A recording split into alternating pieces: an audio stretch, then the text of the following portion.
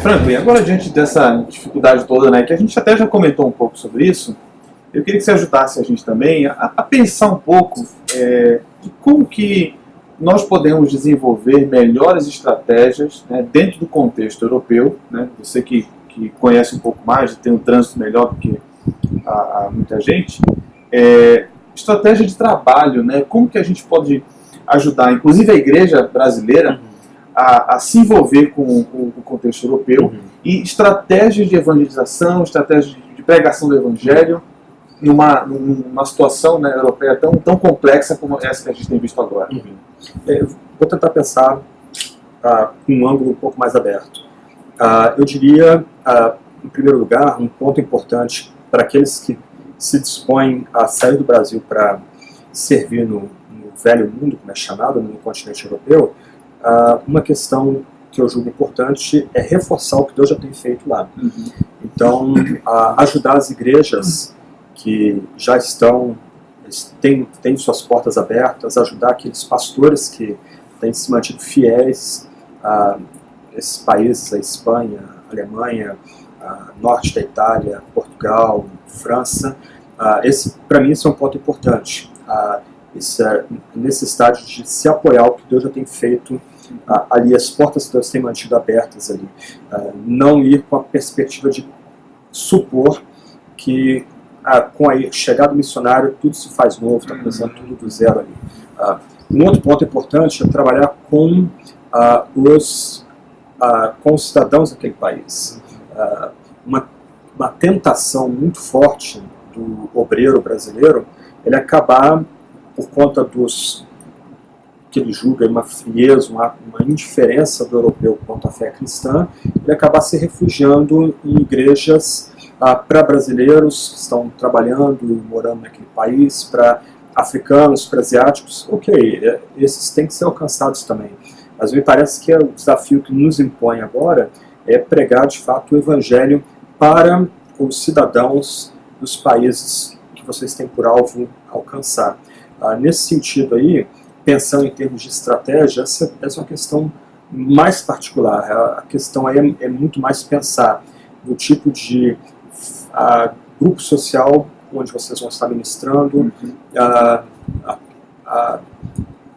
quais são os interesses filosóficos dessas pessoas, os desafios ou as pressuposições filosóficas dessas pessoas, talvez seja a questão maior. Me parece que muitas vezes nós, brasileiros, para os nossos gaps de formação, a gente realmente toma um choque quando vai para a Europa, porque a gente não está muito preocupado, não foi muito preparado, melhor dizendo, para dialogar com as questões filosóficas que eles têm lá.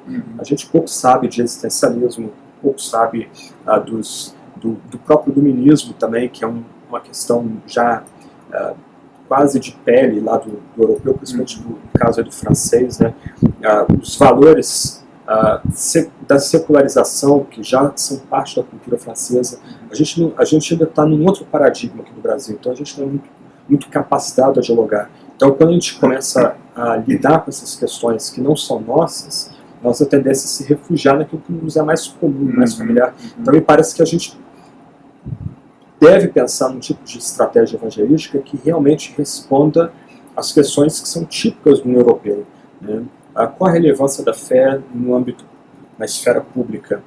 Será que há espaço ainda para a fé dialogar na esfera pública? Por exemplo, uma questão que me espantou, me parece que há 2 anos atrás, quando o parlamento francês foi votar a questão de casamento de pessoas do mesmo sexo, o clamor público quanto a isso.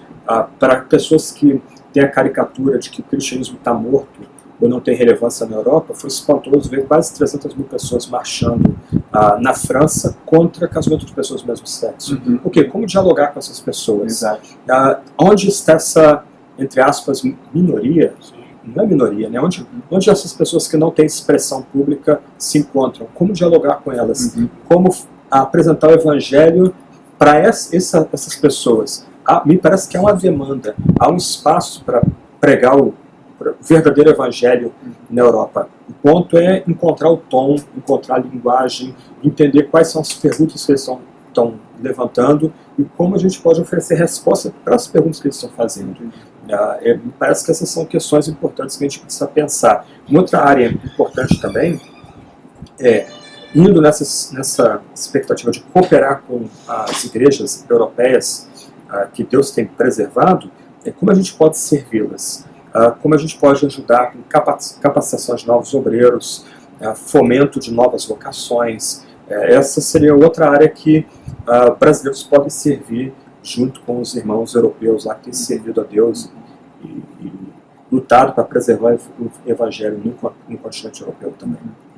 Sim, e justamente essa complexidade do contexto, porque não estou querendo dizer assim complexo por ser difícil, mas sim por ser multifacetado, várias frentes, demanda-se então o posicionamento, um preparo do próprio obreiro, do próprio missionário que se lança um contexto desse para evangelizar. Assim, na sua perspectiva, o que você acha como deveria ser a formação, o que deveria compor o cabedal assim, da formação desse obreiro que se lança um contexto complexo como nós estamos vendo? Me parece que, especialmente para aqueles que vão servir, por exemplo, no campo alemão, nós somos muito defasados em termos de leitura e formação. Espantoso o cabedal de informações que um alemão médio tem a respeito de cultura, sociedade, história, filosofia, sociologia. Então isso já é intimidador para nós brasileiros. Então, num aspecto, o brasileiro que se lança a evangelizar a Europa, ele não só tem que conhecer bem a teologia cristã, conhecer com boa profundidade a fé cristã, todos os departamentos da teologia cristã, tem uma boa formação exegética, etc. Mas ele precisa conhecer um pouquinho mais de filosofia do que alguém que vá servir, por exemplo, no campo latino-americano, ou no campo asiático, ou no campo africano. Acho que o desafio filosófico é maior para aqueles que vão ser missionários lá. Me parece que esse é um problema que leva o missionário brasileiro a se retrair. Ele não está pronto a entrar nos debates filosóficos típicos do campo europeu, principalmente no campo mais alemão, mas também no campo francês. O conhecimento que eles têm realmente de filosofia é maior do que a gente, então nós temos que ter um pouco mais de conhecimento dessa área, até para dialogar, até para ouvir as perguntas que eles fazem e efetivamente responder as perguntas que eles estão fazendo, não as perguntas que a gente gostaria que eles fizessem, mas que eles estão fazendo. A história é outra área que a gente precisa conhecer. A gente conhece muito pouco a história europeia. A gente é bom para fazer piadas com europeus, que muitas vezes é infeliz, mas a gente realmente precisa conhecer a história europeia. Há bons livros hoje no mercado brasileiro.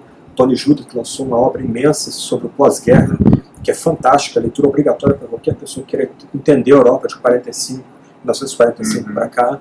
Há outras obras importantes no campo histórico, mas em síntese, porque é essa que eu digo o seguinte: o brasileiro que quer ir para a Europa tem que queimar, como qualquer missionário, tem que queimar os seus navios.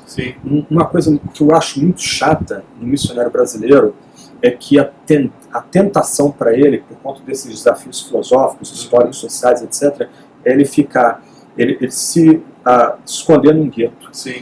Ele simplesmente se conectar com outros brasileiros e se refugiar naquele campo ali de brasileiros. Então ele continua falando o idioma pátrio, ele continua pensando como brasileiro, valorizando sinais da cultura brasileira. Eu entendo que aquele que quer ser de fato um missionário efetivo na Europa, ele tem que se tornar europeu. Sim, porque é natural, assim, a gente nota muito lá na Europa, que se você se fecha em um gueto, o europeu se fecha no dele. E pronto. Exatamente. Então, ou seja, cria dois universos herméticos. Sim.